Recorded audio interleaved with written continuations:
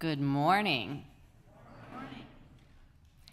My name is Teresa Jeanette Cecilia Height Murray, and my pronouns are she, her, and mom. And I serve on your board of trustees. It is my pleasure to welcome you here this morning.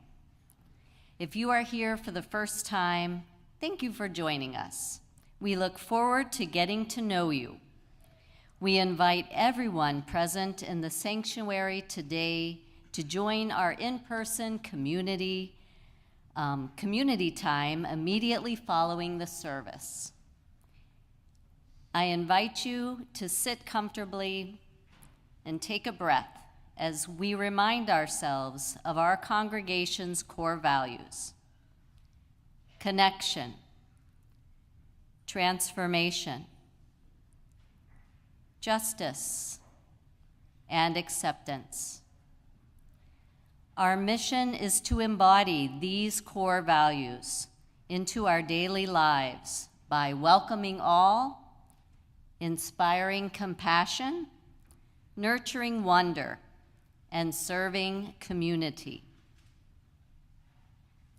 This month, we are spotlighting the work of our anti-oppression and anti-racism team as we continue to identify and dismantle systematic racism.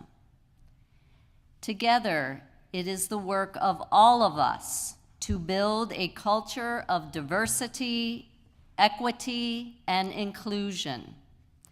This is part of our call of radical hospitality and welcoming all. Today is the last day of religious education classes for our children and youth. If you are an RE teacher or volunteer for RE, please rise as you are willing and able. That's right, stand up.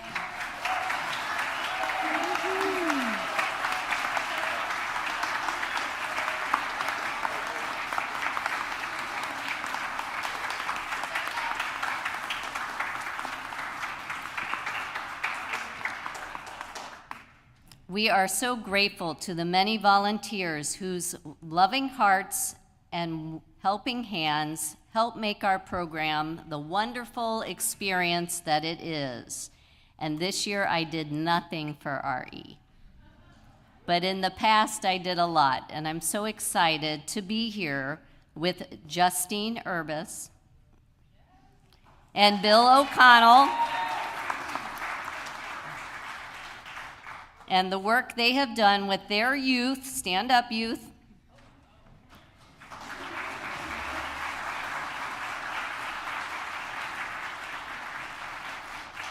They have made this Bridging and Mother's Day service possible today. If you would like to engage with our young people in the months to come, we would be happy to have you join the volunteer team, and I highly recommend it. Don't you guys? Yeah. Your minds will be opened and your hearts will be changed. We are so glad that you are here with us today. We hope you find the service inspiring and meaningful. I invite you now to take a moment to greet one another, both online and in the sanctuary. Good morning and welcome. Good morning. Good morning. We'll give them a couple minutes. Talk amongst themselves.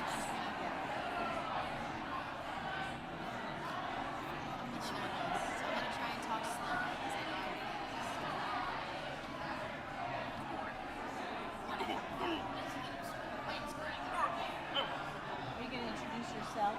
No. Because it's not on the paper. I'm just going to read the paper. Okay. Okay.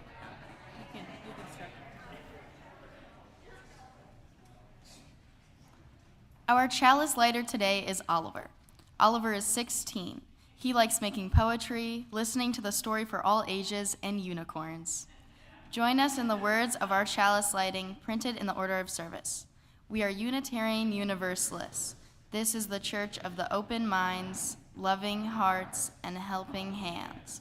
We take care of the planet Earth and each other.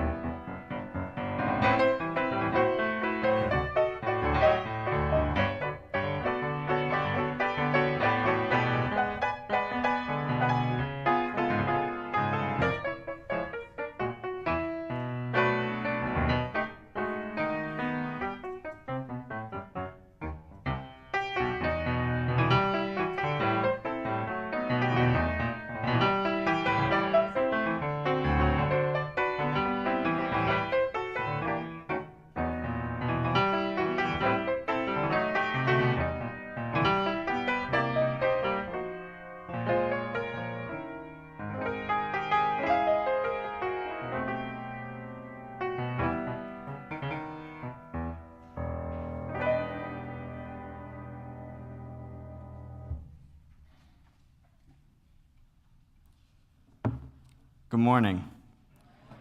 My name is Avery. I use he, him pronouns, and I am proud to be one of your worship associates.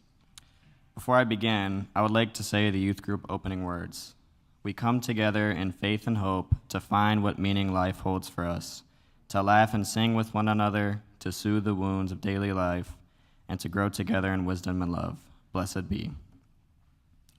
As a kid who went through religious education my entire life, I have learned a lot. And I don't just mean being dumbfounded an owl or being amazed by the Baha'i temple. I have learned to be many things. Specifically, I have learned that it is tough to understand the full scope of who someone is, that someone being myself. One of my favorite memories, funnily enough, did not stem from religious education. Right after coffee hour, I would find my brother and two childhood best friends, and we would go into the sanctuary and run around in between the pews. Whether we played tag, hide and seek, filmed a funny video, or just made it up as we went, the 15 minutes after the church service was over was one of the most enjoyable and memorable parts of my Sundays. As the adults of the congregation, I'm sure you all would think many different things of our fun. If you're trying to clean up and organize after the service, you might say we were troublemakers and making your job harder. If you knew who we were, you might think of us as energetic and creative. If you saw the rather interesting videos we made, you may think of us as distinct and maybe, possibly even funny. No matter what perspective you had of us in the sanctuary, you thought of us differently than we may have thought of ourselves. I mean, I was just trying to have fun, but you may have seen it in a different light. I postulate it's easy to believe one story if you only see it with one pair of eyes. As a kid, I was all those things, troublemaking in good faith, creative, energetic, and maybe, possibly, even funny. Circling back to my point, learning to understand myself, I may have only known myself back then as one of those many perspectives. But I reflect on my younger self, and I can understand now that I was all of those things and more. To understand someone else, you go deeper than one perspective. You find pluralism within them. So my message to you is simple. Treat yourself the same way. Find pluralism within yourself, even if you were just a kid trying to have some fun. Join us in singing hymn number 128, For All That Is Our Life.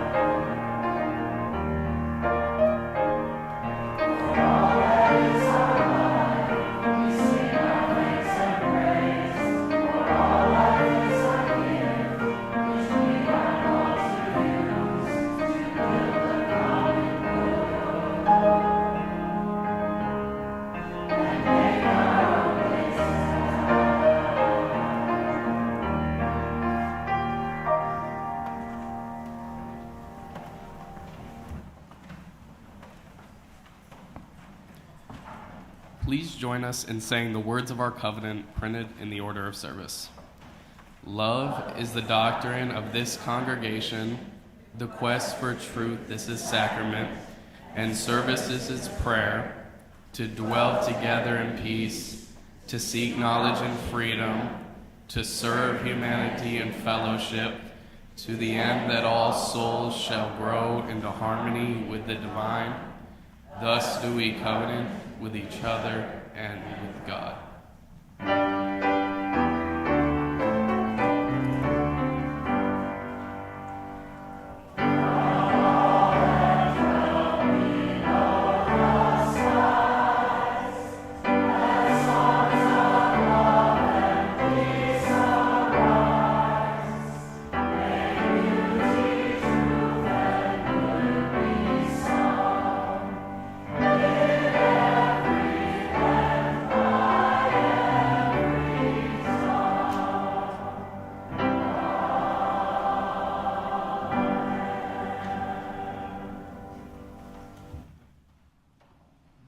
Good morning. My name is Diana Coates. My pronouns are she and her, and I'm part of our spiritual care team. If you would like to talk with someone about something you're holding on your heart, please feel welcome to contact the spiritual care team. We are here to listen and sit with you in both times of joy and sorrow. I love this next sentence. Love is the doctrine of this congregation. Love is the doctrine of this congregation, and sharing the joys and sorrows of our lives with each other is one of the ways we embody love in our congregation. Those attending in person may share your joys and sorrows in the binder outside the doors of the sanctuary.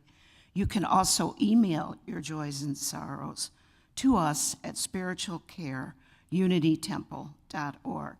Here are the mostly, in fact, all joys this morning. From Beth Dowell, she would like to share her son, Nick Ubadi, graduated from the University of Arizona this weekend, magna cum laude.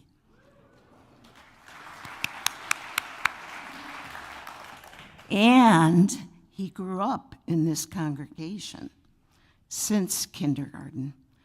We can all feel pride and joy in the brilliant, compassionate young man he has become. We all gave him roots, and now he's getting his chance to test his wings. Isn't that beautiful? And we have two beautiful births, and this is from Teresa Height. I am joyful that my sister-in-law, Tessa, is celebrating her first Mother's Day with baby Hugh. So welcome, baby Hugh. Also from Julie Convoy, I can't read my writing, joyous news and great news. Her great-nephew, William the Seventh, who is his great-grandfather, William the Fifth, worked here as an architect at Unity Temple. Isn't that cool? Yeah, lots of things to celebrate. And we also know that some are holding joys and sorrows in silence. We invite anyone who has a joy or a sorrow to come forward, drop a stone in the bowl of water at the 4 stations throughout the church, and we invite you to engage in the spiritual practice of silence as we do this shared ritual. After the prayer, we will sing Spirit of Life once. Let's begin.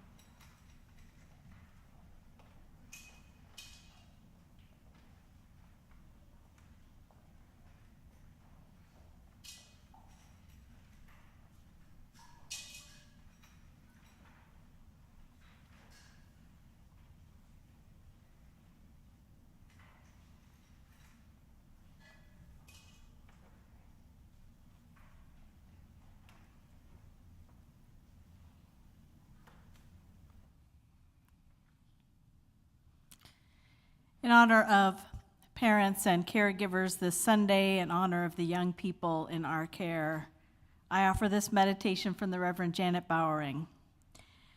Let us unite our hearts and minds in the spirit of prayer and meditation. Blessed is the person who feeds and warms, washes and comforts a child and soothes them in illness, for they shall be called caregiver. Blessed is the person who gives shelter and food, clothing, toys, books, and tools, for they shall be called provider. Blessed is the person who opens doors in the child's experience, who explains the puzzling and wonders at the mysterious, for they shall be called teacher. Blessed is the person who shields a child from that which will wither or warp, who protects a child from abuse and exploitation, who guards against bullying and scorn, for they shall be called defender. Blessed is the person who takes the time to listen, who is there for a child in the darkness, who is aware of the fears, who speaks the words of encouragement in moments of despair, for they shall be called sustainer. Blessed is the person who guides a child in the search for beauty, who encourages them at what is daunting, who steadies them as they explore new experiences, who fires their aspirations and their dreams, for they shall be called inspirer. Blessed are these persons who help bring an infant along the many paths to maturity, for in them is the future well-being of humanity.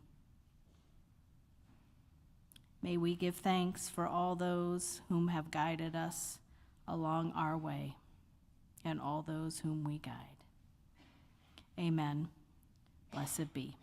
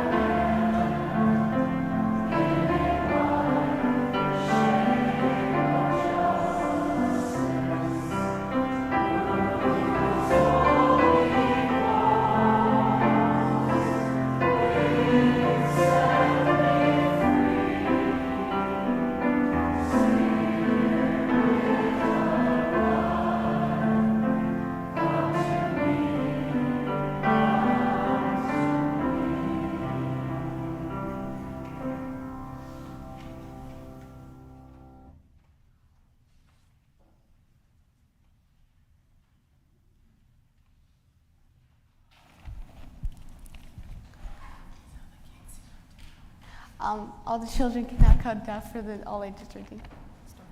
Story for all ages, sorry.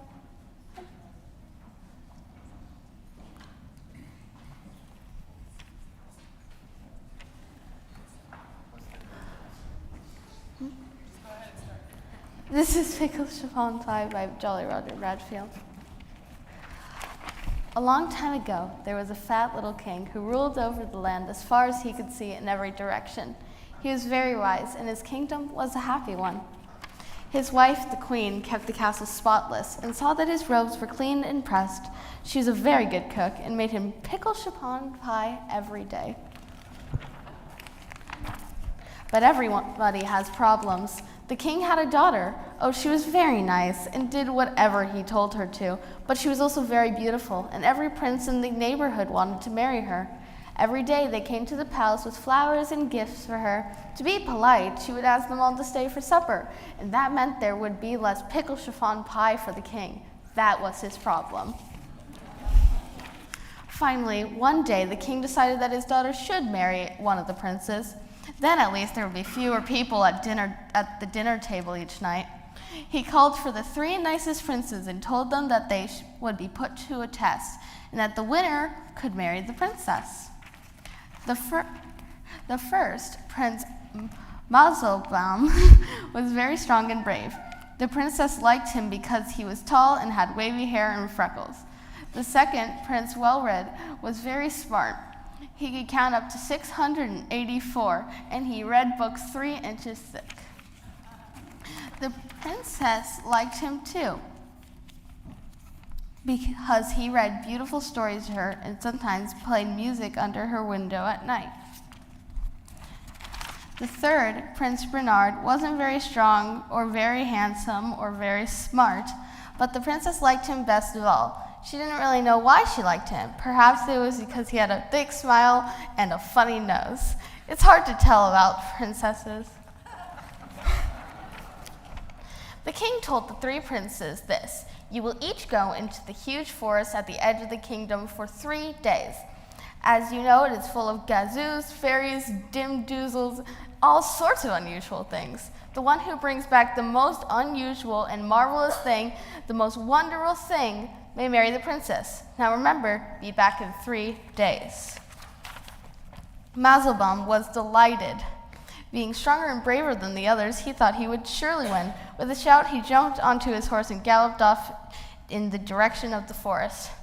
At first, he didn't see anything unusual, just a few small dragons, a troll peeking out of a tree, a medium-sized giant, the usual things one sees in a forest.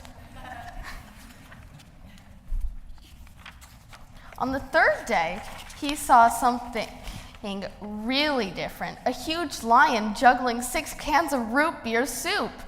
He was wearing a velvet vest and roller skates. "This must surely be the most wonderful thing in the whole forest," cried Prince Mazelbaum. Bravely, he grabbed the lion's tail and started dragging him back to the castle. Meanwhile, Prince Wellred was searching too.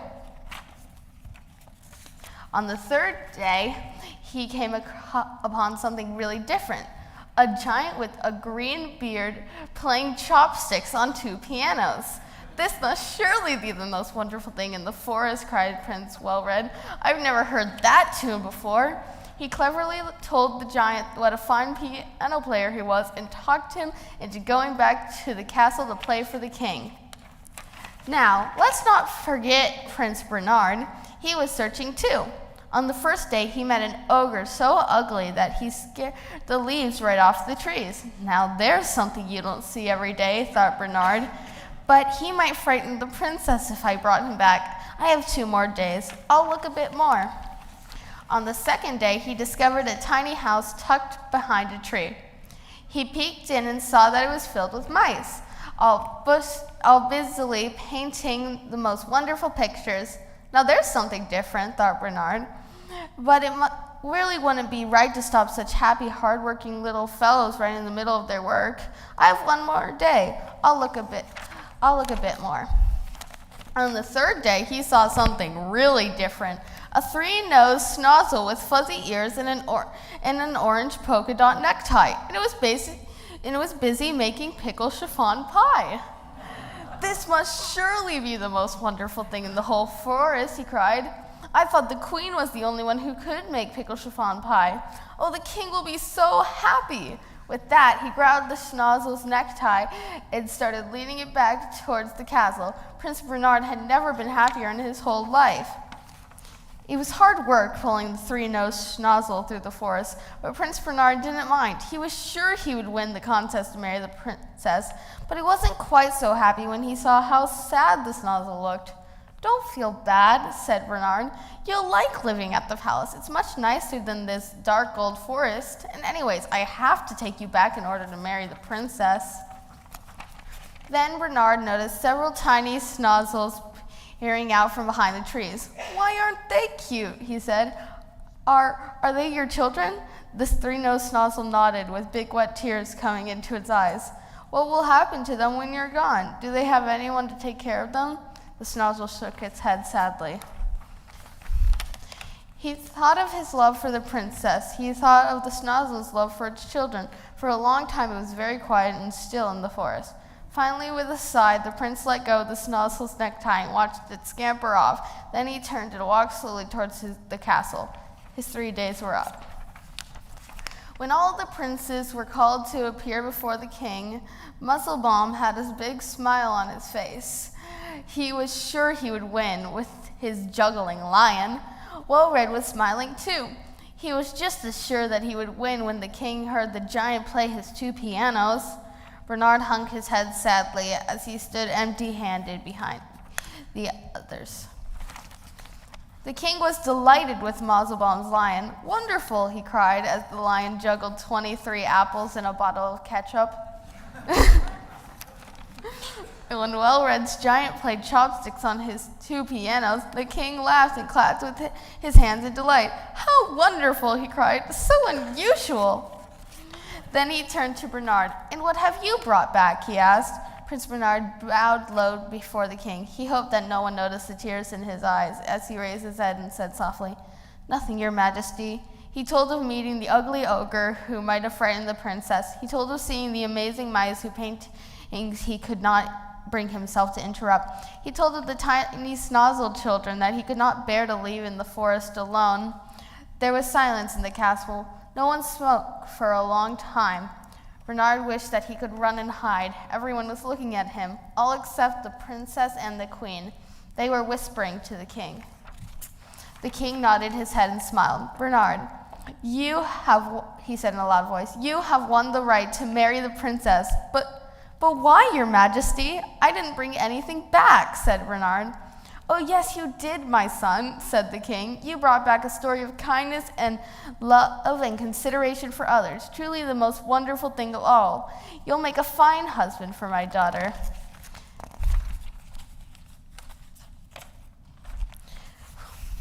When Bernard married the princess, Well-Red's giant played the wedding march, and Musclebaum's lion put on a special exhibition to entertain the guests. And guess who sent Bernard and the princess the biggest pickle chiffon pie anyone ever saw for a wedding present? That's right, 3-nosed Snozzle with the fuzzy ears and the orange polka dot tie. The end.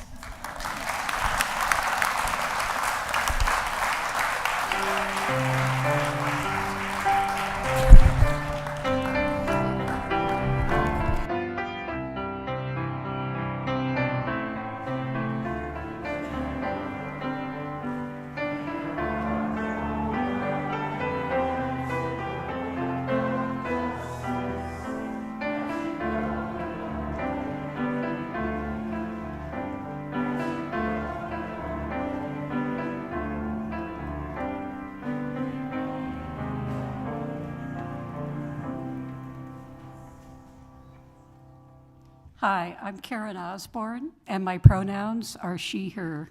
I'm a member of the Anti-Oppression, Anti-Racism Committee.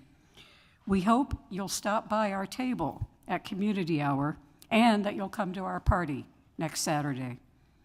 Each week, our congregation shares our Sunday collection with an organization that aligns with our values. One half supports the programs and mission of our congregation. This week, the other half benefits BLUU, Black Lives of Unitarian Universalism.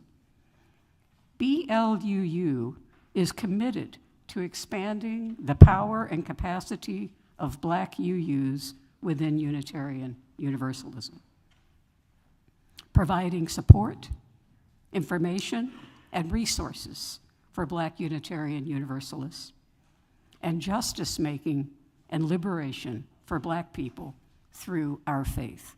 Find out more at blacklivesuu.org. You may donate by placing cash or checks in one of the circulating baskets, or by sending a check to Unity Temple office at 875 Lake Street with BLUU on the memo line, or by texting UTUUC to 73256, or by using the camera on your phone to scan the QR code on the screen. You can also give at our website, unitytemple.org. May what you give bring you joy.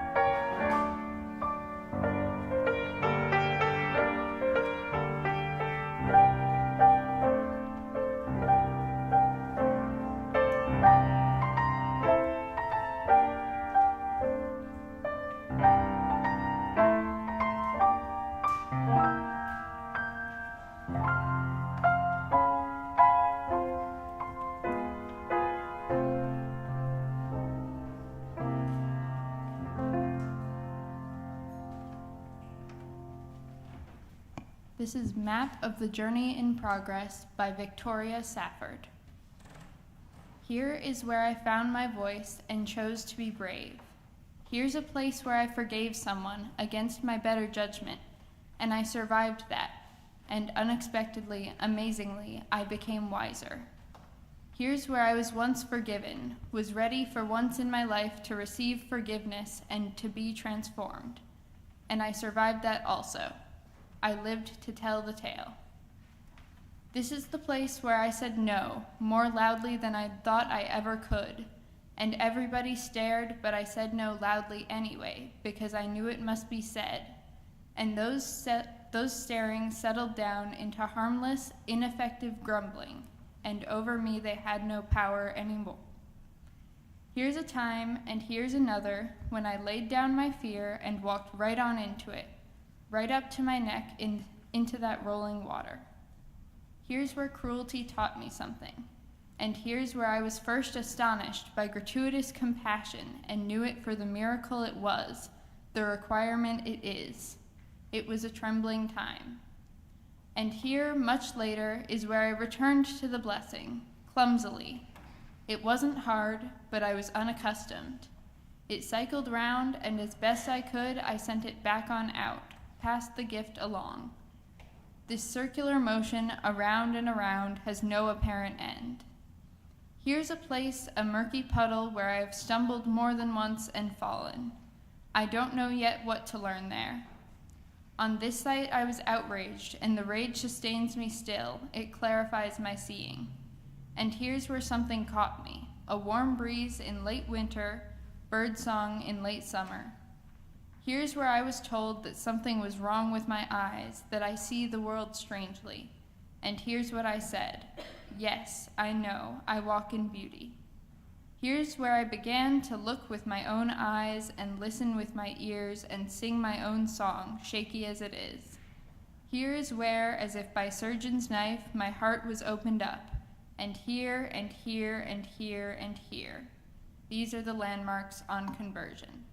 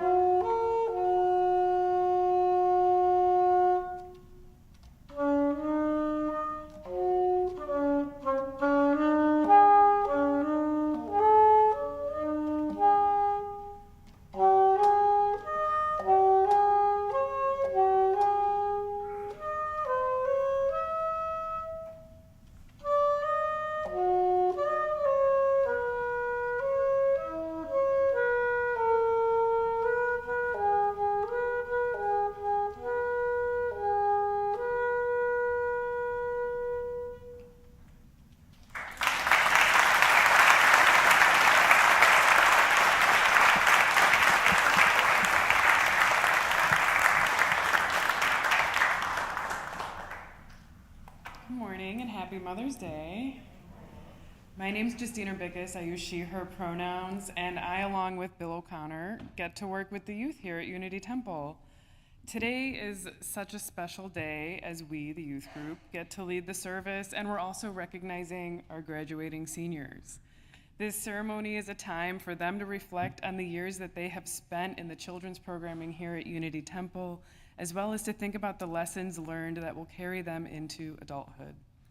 Today we only have 2 seniors who stuck with our meetings through COVID, and you'll hear from Sean and Aaron in just a moment. Youth ministry in most Unitarian Universalist congregations is a little different than the younger children's programming in that they get to pick what the topics are every year. So Aaron and Sean have been a part of the discussions over the past few years on death and existentialism, which was our post-COVID talks. And then this year we focused on relationships, specifically friendships as well as power dynamics. I hope the conversations we've had in youth group and all the lessons they have learned here at Unity Temple have instilled Unitarian Universalist values and have prepared them to be well-rounded adults. Aaron and Sean, I'll miss your voices being a part of youth group, and I can't wait to hear what you get up to in your adult lives. So let's hear what they have to say.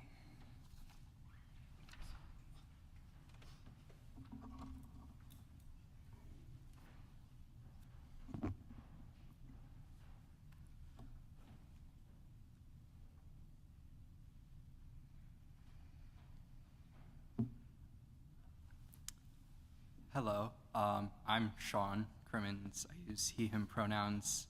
And I'm going to hope this goes well because I was not feeling so confident about it this morning. And as Justine mentioned, this is a time for us to reflect on our experience in the Unity Temple youth programming and how it's kind of shaped us and who we are. But I kind of realized that requires knowing who I am. I don't, being completely honest. But one thing I have realized is that a true gift I've gotten from the Unity Temple youth programming is understanding that knowing oneself is not that important and that the process of learning about oneself is where the real value lies. The 4th principle says a free and responsible search for truth and meaning. And the interesting bit about this is it doesn't mention finding that truth and meaning, it just mentions searching for it. And this kind of affirms the idea of a journey, that it's defined by the path, how you get to the destination, not the destination itself. In fancy science words, it's not a state function. That's what I learned from high school. So that's all well and good, but the destination still does matter a little. Knowing oneself still is important because if you don't have a destination, the journey never starts. And so there are some things that I have learned that are kind of related to that value of the journey, the process of getting there, stuff I've learned along my way, and some of the friends I've made along the way as well. I've had a bit of a time these past couple of years. This year, for the first half, I wasn't really at youth group because I was asleep. I will say it felt nice, or didn't really feel like much, but I was asleep, so that was nice. On the other hand, I missed out on what at the time was often the light of my week, the kind of moment that I'd push through towards every Sunday. However, I have learned some valuable things about friendship this year. And the thing I've learned is about hope, and that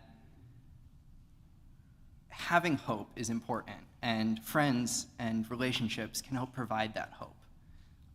I'm, for various reasons, unable to attend my senior prom this year. And there was a time that would have absolutely destroyed me. I mean, it still kind of hurts. I'd like to attend prom. But I no longer feel as though it's so important. I have hope that I can still make up for that. I can build memories and create experiences that are worth having. And some of that hope comes from those memories and experiences I have at Unity Temple in the youth program, which have been positive in a time or in times when I haven't had so many positive memories. So thank you for being a wonderful stop along this journey of finding myself, the journey of life. And as I was wisely advised to say, I appreciate everybody. You are all so cool.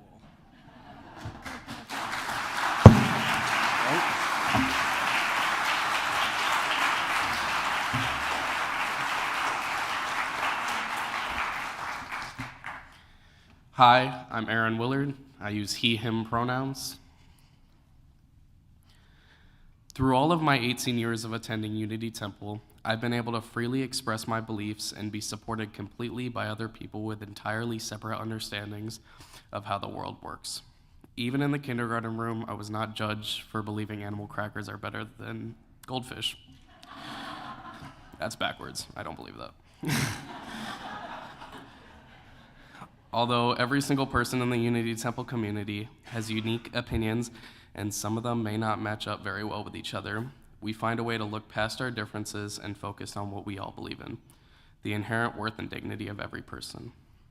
One of the biggest and most impactful things I've experienced at Unity Temple is security and friendship. No matter what point you are in your life, even if you feel that you have nobody, there are people here who do not care about your past mistakes or flaws and are there to give you unconditional support through thick and thin. A great example of the strength of this community is the Owl Sleepover. Me and my fellow 8th graders sat still for a collective 8 hours, and the 10 minutes we had to talk and hang out with each other before lights out made it all so worth it. Plus the ducking under the automatic lights to go play Magic the Gathering at 1 a.m. But that's besides the point. The friends that I had in those 10 minutes were also there with me for those 8 hours, and the friends that I had in those 8 hours were also there with me all 18 years of my life.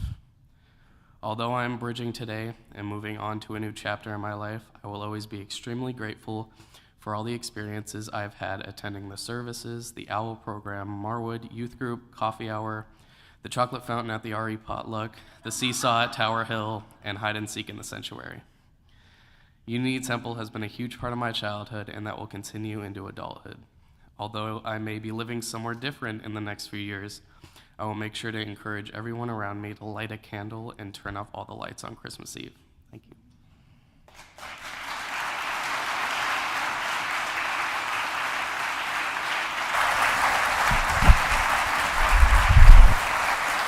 Okay, here we go.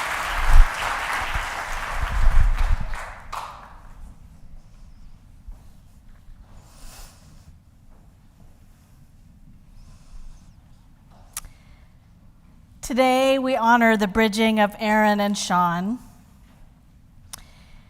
And we call this a bridging ceremony because this transition is a crossing over from one way of being to another, from youth to young adulthood, from a familiar past to a future unknown. And this bridge symbolizes that passage. You probably aren't sure how sturdy this is. So you're probably going to step carefully, and that's cool.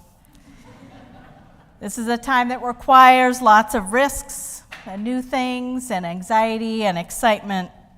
We're going to invite you to sign the bridge with your year of bridging after the service. You can see some of the people who have bridged before you. You're in good company. We have a few gifts for you. One is a chalice to take with you, to remind you that our faith and our community are always with you, surrounding you with love. You also will get a book of Unitarian Universalist reflections to help remind you what is important. And we're going to give you a rose. And unlike the roses that we give to the children at our baby dedication, we have not removed the thorns. We hope that we have cultivated the tools within you to deal with all the thorns that life may offer. Go ahead, give them the gifts.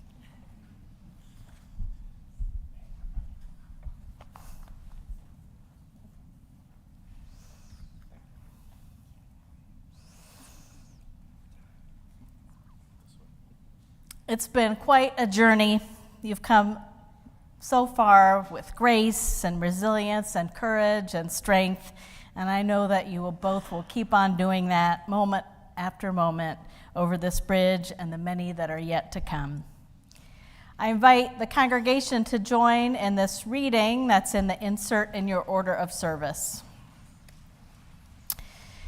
We celebrate you at this time of bridging as you continue to explore who you are called to be and how you will live your lives. It has been a gift to be part of your lives in this community. We want you to know that whoever you are and wherever you are on your life journey, you are welcome here.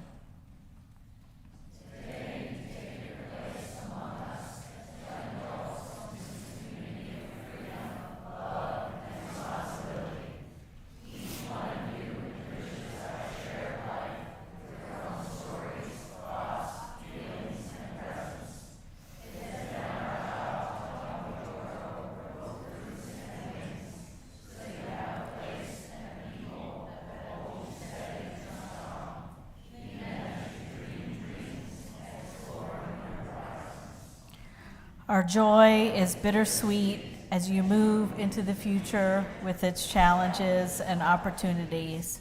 May this congregation and this Unitarian Universalist faith ever be a home to you, and may you carry our love and blessings with you wherever you go. So I'm going to invite our young adults to come and greet you on the other side of the bridge. Some of these people have signed the bridge in the past.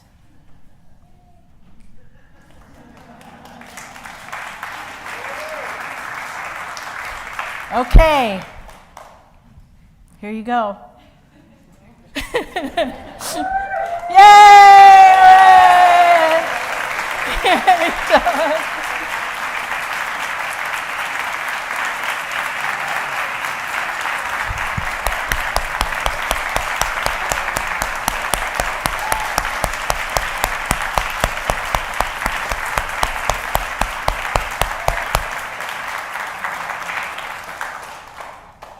Hooray! I invite you to join in singing hymn number 1064. It's in the Teal hymnal. This is one of our youth group favorites, Blue Boat Home.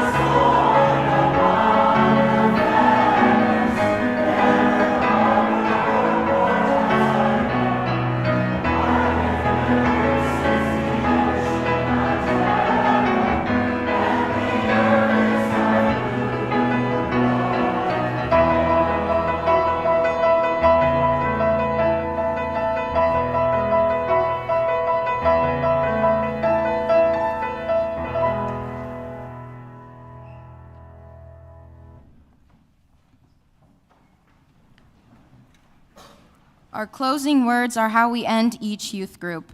Our time together ends in the days before we come together again. May our actions match our words, may our thoughts be filled with love, and may we truly make a difference in a troubled world. Blessed be. Now let us extinguish our chalice with the words printed in the order of service.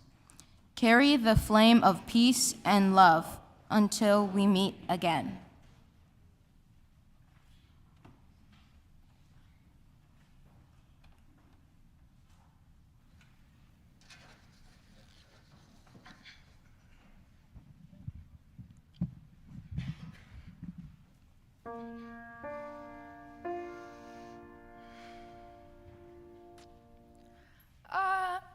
What's the note? Let me think.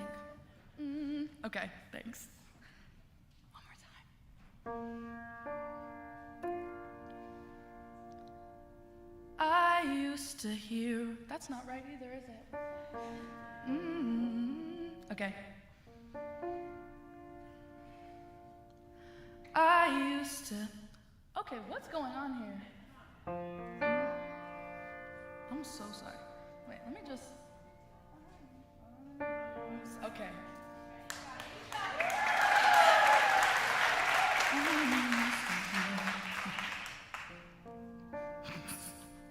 Okay. I used to hear a simple song.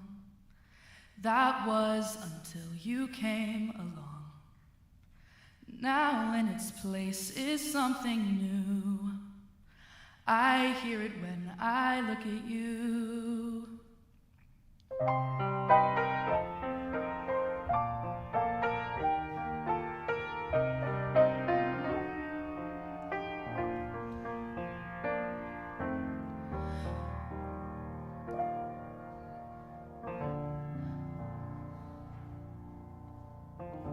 With simple songs, I wanted more.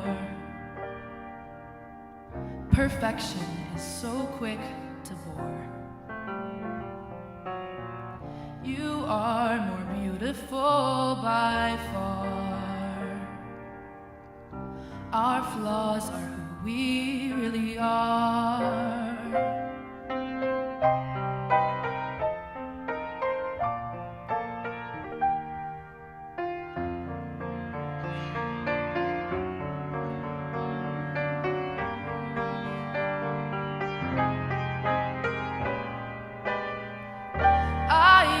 To hear a simple song. That was until you came along. You took my broken bed.